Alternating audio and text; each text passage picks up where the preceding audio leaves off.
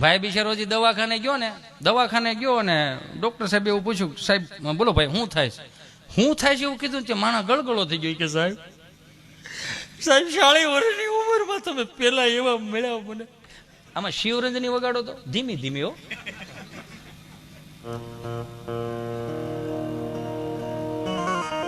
સાહેબ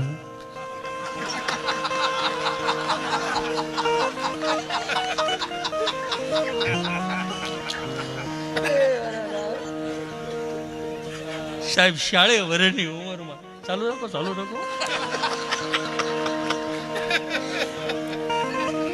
સાહેબ 40 વર્ષની ઉંમરમાં તમે પેલા એવા મળ્યા મને કે તને શું થાય કોઈ પૂછ્યું નથી. તમે મને પૂછતા ભગવાનના ઘરનું માણસ સાહેબ, ભગવાનના ઘરનું માણસ.